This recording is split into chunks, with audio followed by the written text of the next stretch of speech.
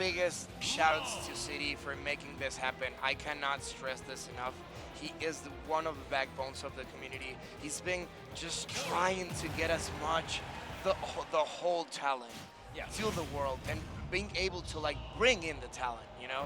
And you know, he's been so important to every caster like career because, you know, it's our second language, English, right? And he's been pushing us to like get better and better with the language, just to be able to like, you know, express ourselves for the Mexican players with the rest of the world. Yeah, and I give you guys a lot of props. Not an easy thing to do.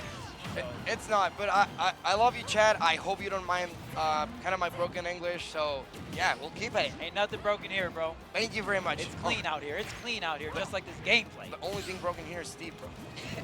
Facts. Facts. I believe that's SHADIC. Yeah, okay. SHADIC on the screen here. Wow, I did not know SHADIC was at this event. One of, if not the best Corrin to do it. Of course, it's hard because you're fighting one of the best players to ever do it in the history of Smash for that spot too, because you know Leo also plays the Corrin. But I'll say one of the best solo Corrins to do it. Of course, SHADIC reigning from Texas out here. I like it. So Bonilla, he's from, I believe he's from Tampico. Okay. I'm 99% sure. Please correct me in the chat if he's not from Tampico. He was one of the players in Delfino Mazarreta, and he did a great job against like all the international players. Oh, but that's gonna be enough. Oh my God! I don't know if that trade was worth it. No, definitely not. I mean, Corrin has the. I'm not gonna say she has the best neutral B, but that's definitely one. It was one of the best tool options in Smash 4. I don't like it as much here, but hey, SHADIC makes it work a lot. It's nice to just have a projectile as well. You have the charge, so you can do a lot of fancy movement stuff, and of course, that bite can be pretty crazy. So we'll see if SHADIC has any of the neutral B bite setups on a deck here. Looks like Bonilla is able to even things up. 2 stocks apiece, mid% here. One thing, I mean, Rob can go really, really high with the recovery, but you don't really want to put yourself in that position against SHADIC because that Corrin up air, just one of the best up airs in the game, right? Just so hard to avoid, so hard to get around here. Oh, let's see. Oh, it was going to be, he tried to do the upper, but the Nair is so strong, the hitbox is so big. Just trying to go for it. Oh, la cochina. Oh! What a trap! Que cochino, SHADIC. He was sucio. Man, and just like that, you avoided the up air. Yes. But at what cost? You're just going to get pinned, and I believe that was a tipper pin as well. It was a tipper pin. Yeah, it was a tipper pin. I was like so dirty, man, bro. Yeah. But okay, Bonilla knows his stuff too. So we're going down to the last stock. Okay, so Bonilla actually, you know, on pair with SHADIC, bro. Okay. That could have been so strong. Very dangerous if Bonilla was able to get that neutral air and then just try to combo into the side B at around this 40-50% mark. I mean, we've seen Robs just get the heist. You know what I'm saying? The robbery gets complete. Yep. It's called Robert for something. Sir Robert in the building. Hey, shout out to Love. It says Love Line. I thought it said Love Live. I'm sorry, chat. Now using the stall as well with the neutral B. Yeah. Trying to chase down. Oh, I thought that was going to hit. Oh, but the backer is going to be enough. Yep. Those wings are made of steel. And yeah, they're heavy, bro.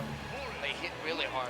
So, nice auto spacing move, too. Nice little push, right? And it's really cool to see Corrin players also use it as a recovery tool. You know, it does give you a little push. So I've seen players like SHADIC, like Leo, just go ahead, use the back air to get them closer to the ledge, or even kind of fake out their opponent and go away from the ledge and then go up B back to the ledge. You get to see a lot of cool tricky stuff with it. I actually really like when Corrin players use it a lot, like as a backdash. Yep. Kind of like Marvel, like just going in and out, in and out, in and out. And you're taking out a hitbox that is really long, and you don't have like anything to lose about it, right? I believe. Very disjointed. Yes, yes. It's kind of like, I can't say it's kind of like a cloud back here because it has a span, it has a range, and it has kind of similar, right? Like there's some ups and downs with each of them. I think overall cloud backer is the better move. Yeah. But Corrin also brings a little bit more utility to the building, right? Oh, and the combos, of course, 71%, and just taking Bonilla to the high, and SHADIC taking the first game actually. Yeah, going to be 1-0 here for SHADIC. Great forward air. Tries to get that tip or pin line up. And that's the one thing about Corrin. Not the most mobile sword character, but you have so much great combo potential, especially off that neutral. Great hitbox, just surrounds your entire hurt box with that disjoint. And just like that, SHADIC going with the quick draw side B, going to go ahead and catch Bonilla going to the ledge there.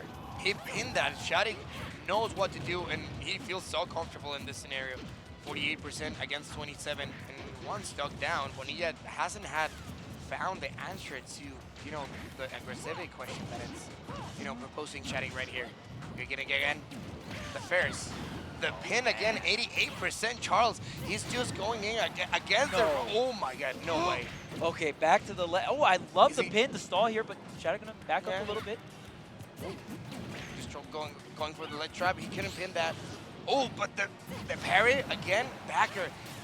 Bonilla has been able to touch the stage in like 45 seconds and a lot of damage, and that's gonna be the second stock, Charles.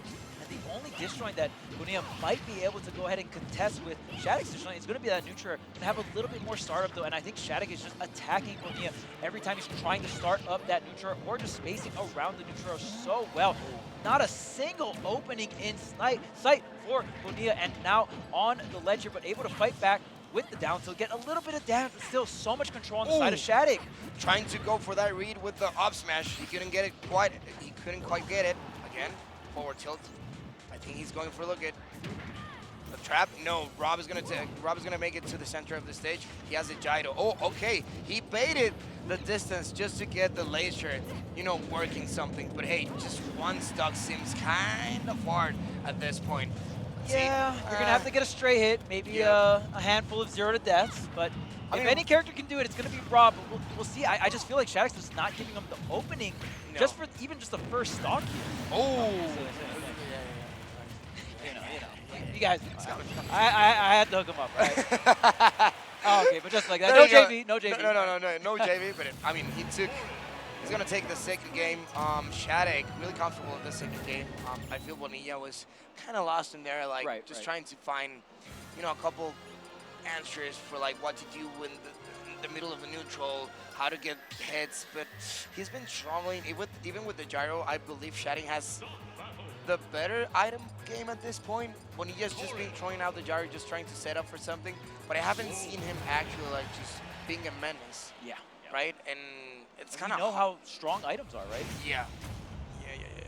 Oh, and it looks like we're not bringing out the items anymore. We're bringing out the gun, the blaster instead. And it just makes sense, right? Yeah, I agree with this pick. I mean, the Rob wasn't working out, especially that game number 2 was extremely rough. And, you know, we talked about how strong Corrin is at the juggles, and how many times did Bonilla just get trapped in the air? Air dodge the up air, doesn't matter. Get pinned, get back air, get neutral into another reset combo.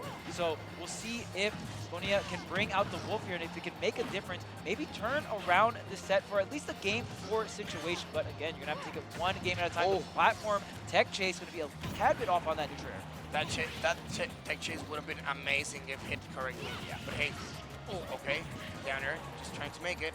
The nerd to take him up to the heights, but not confirming backer again, just to check in online. Oh, the pin, barely making it through. Bonilla, I've seen a better option with Wolf, but of course it's this time where, you know, SHADIC has to readjust for another character, right? He's still also using Corrin, but he knows he needs to adapt to Wolf, and he's doing it really, really fast. Okay, the backer connects, trading back and forth here. Stage 3 going a lot better for Bonilla on the Wolf here. Okay, getting that upper, going to get great damage. The great thing that Wolf has as a general tool versus sword characters is that Blaster is intangible. It is transcendent, so even if you throw a hitbox at the Blaster, it'll still go through the hitbox and hit the opponent. So you can play out of range of Corrin here, and that's where sword characters can kind of struggle a little bit, especially if they lack mobility against some of these projectile characters. Right. The Blaster's so good, bro. Like, Wolf is such a good overall character. 66%. Oh, again the backer. What's gonna be the trap? Okay, Wolf getting the center of the stage again with the Blaster, just going away. Dash it. Again, fair. Just trying to look for something fishy. 18%. And I feel like the both players know. Oh my God! What a way. I was feeling the tension, and I knew there was something about to explode. But SHADIC just missed the tipper by just just a glimpse, just a centimeter. And SHADIC knew that that pin was not going to connect off the kick. It was so close. Yeah. So instead, SHADIC going for that tech chase, really smart stuff. Was not able to get the stock, but set up a situation afterwards to get the stock. Now it's SHADIC in the lead here. The back air is going to connect. Fantastic setup from Bonilla. That was so honestly. Oh, but SHADIC again with the damage, just racking up to 69%, 59%. Yeah, the Wolf Flash, very brave on the stage there. SHADIC not ready for it. Great mix coming out from Bonilla. And now SHADIC always has seemed to be, at least slightly in the lead most of these games. So we'll see if Bonilla can get some kind of turnaround, because right now SHADIC is racking up the damage. Already 90% and the pin, and just like that. I love those 3-0 from SHADIC to Bonilla. Bonilla giving a nice try, but the Texan boy really doing wonders with Corrin. And I love to see Corrin because it's such a cool character that you've seen, like, we saw it a lot in Smash 4, but not so much in Smash Ultimate. So seeing SHADIC here in Mexico, just, getting dog tags, claiming really good Mexican players, it's actually really good. Like, I enjoy watching that Corrin gameplay.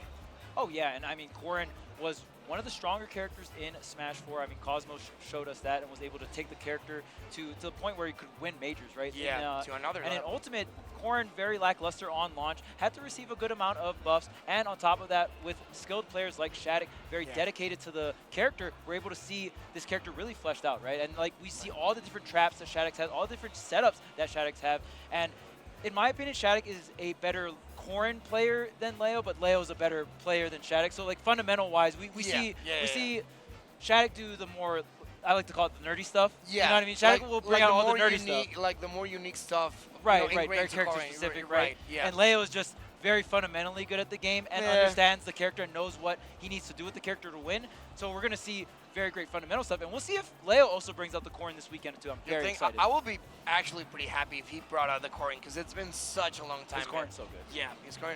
And it's so flashy. Like you've said it, the fonties are really good, so you get like a glimpse of the best player in the world right now. Look, against, Spargo. right.